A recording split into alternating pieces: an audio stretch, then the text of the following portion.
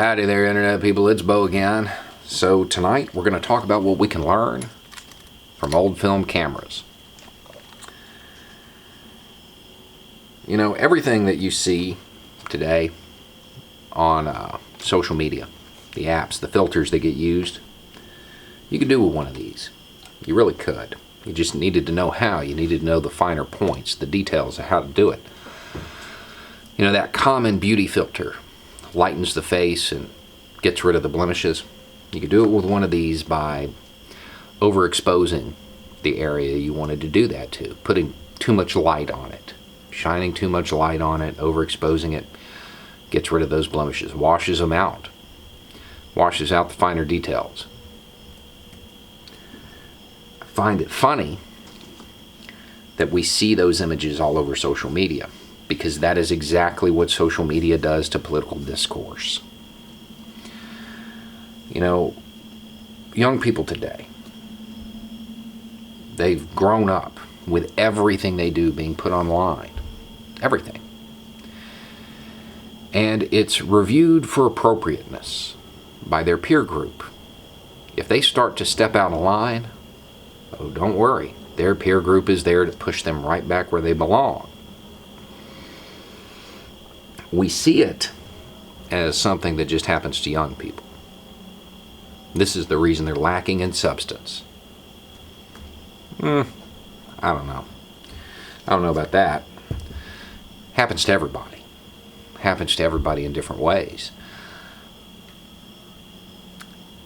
Political debate gets destroyed this way. Groupthink develops. Essays become tweets. Limited in character. I'm not talking about the number of letters. I'm talking about depth, nuance, the finer details. All washed out because it's overexposed. It's overexposed, so there's no independent thought. There's no ideas being developed in the dark room, so to speak, privately, then to be shown later. Because we put all of our thoughts online and then kind of work them into where we need them to be. You know, we can see this in every debate. In every debate. How the sides, the groupthink, plays out.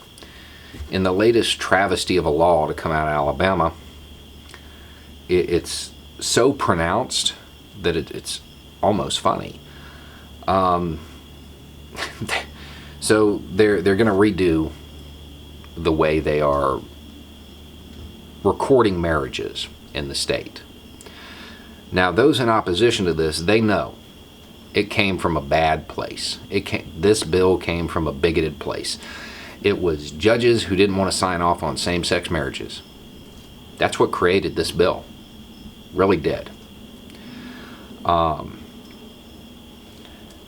And those, if you look at it, and you look at the sides that people are taking, those who are supporting this bill, well, they're against same-sex marriage.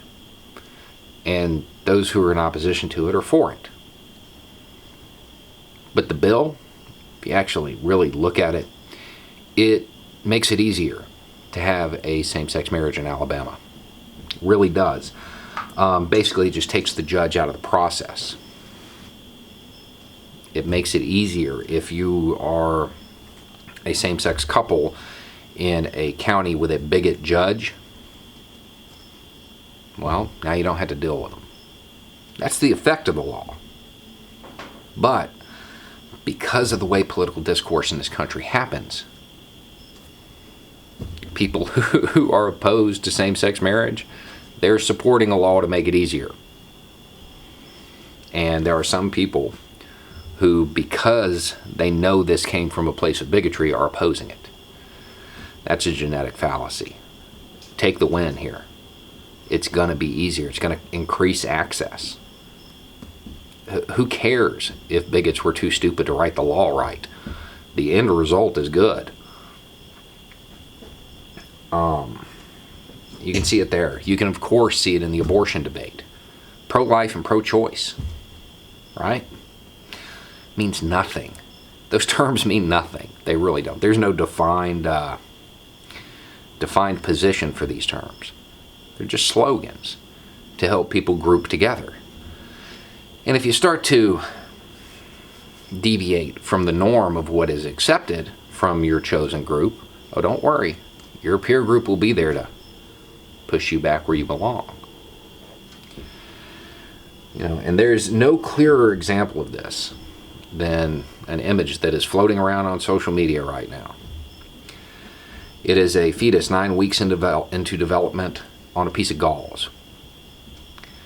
And man, when that image goes up, the pro-life crowd goes nuts. The mother is all kinds of horrible things. The doctor should have left it. It's nuts. One version of it that's being shared, there's a reply from somebody named Vanessa, not going to share their last name because I'm certain she is already getting enough death threats from the pro-life crowd. Pro-life doesn't mean pro-life in all instances. It's just a slogan. Same thing with pro-choice. Her reply was that she would gladly stomp on it until it was unrecognizable with a smile on her face. Wow. That takes the edgiest comment of the day award. But see, this is where it gets interesting. It's from an image of an ectopic pregnancy. So, those who want the doctor to leave the fetus where it is, well, they would have killed 2 people. And Vanessa, whether she knew it or not, she's actually taking the pro-life stance. Ectopic pregnancy means that it was in the tube. Well, extrauterine. The fetus was not viable to begin with, would not survive, and if left, would kill the mom.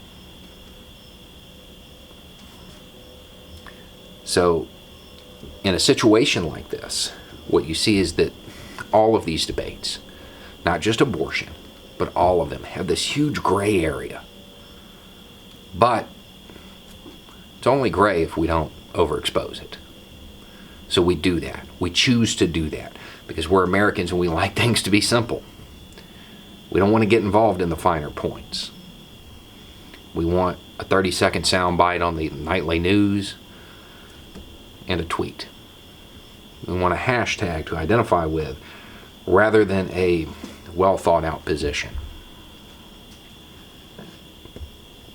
And that's where we're at. It might be time to form opinions in private before introducing them to social media, before groupthink can take hold. Because otherwise, we're not going to go anywhere. People talk about wanting revolution. It requires revolutionary thought. It requires thought outside of the accepted norms. If we can't even accomplish that, you can give up putting it into practice. It'll never happen. We need a paradigm shift in the way we talk about controversial subjects. Anyway, it's just a thought. Y'all have a good night.